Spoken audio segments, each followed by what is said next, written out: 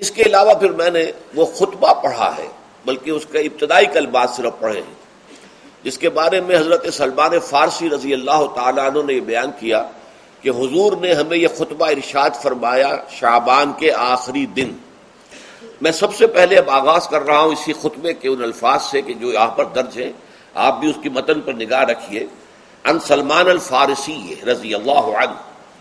حضرت سلمان فارسی رضی اللہ تعالی عنہ سے یہ روایت ہے۔ حضرت سلمان آپ کو معلوم ہے کہ ایران میں پیدا ہوئے، اور ان کے والد جو ہیں وہ آتش کدے کے بڑے ذمہ دار آدمی تھے، لیکن ان کو نفرت پیدا ہوئی کہ یہ آگ ہم خود جلاتے ہیں، ایندھن اس میں نہ ڈالیں تو بجھ جاتی ہے، ہم کیسے اس کے سامنے ہاتھ جوڑ کر کھڑے ہو جائیں اور اس سے دعائیں مانگیں۔ بہرحال اس بنا پر جو بھی چپکلش ہوئی،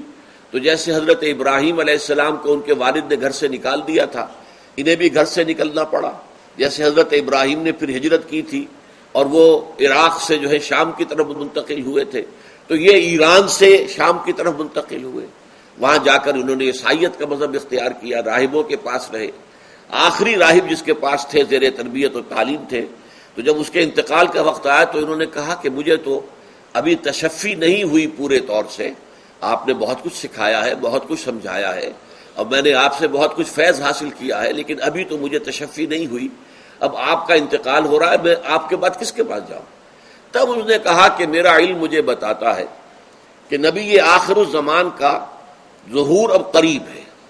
اور وہ جنوب میں کھجوروں کی سرزمین میں ہوگا، تو تم جاؤ، ٹرائی یور لک، جاؤ دیکھو شاید قسمت تمہیں ان کے قدموں میں پہنچا دے۔ تو وہ وہاں سے روانہ ہوئے ایک قافلے کے ساتھ، قافلے پر ڈاکوؤں نے حملہ کیا، انہیں پکڑ کر غلام بنا لیا، غلام بنا کر بیچ دیا، لیکن یہ دیکھیے قسمت ان کی کہ مدینے کے یہودی نے خرید لیا، اب مدینے پہنچ گئے۔ اب وہاں خبریں انہیں مل رہی ہیں کہ مکے میں کسی صاحب نے دعویٰ کیا ہے نبوت کا، لیکن ان کے پاؤں میں تو غلامی کی بیڑیاں، یہ مکے تو نہیں جا سکتے۔ تو میں کہا کرتا ہوں کہ یہ اس شخص کی قسمت ہے کہ جیسے ہم کہتے ہیں کہ پیاسا کنویں کے پاس جایا کرتا ہے، کنواں تو پیاسے کے پاس نہیں آتا، لیکن یہاں کیا ہوا، کنواں چل کر پیاسے کے پاس پہنچا ہے۔ محمد الرسول اللہ صلی اللہ علیہ وسلم ہجرت فرما کر مدینے تشریف لے آئے۔ تب انہوں نے اپنے آقا سے ایک روز کچھ تھوڑی سی کھجوریں مانگی، لیں اور اجازت طلب کی اور جا کر حضور کی خدمت میں پیش کی، کیونکہ اس نے یہ بتایا تھا راہب نے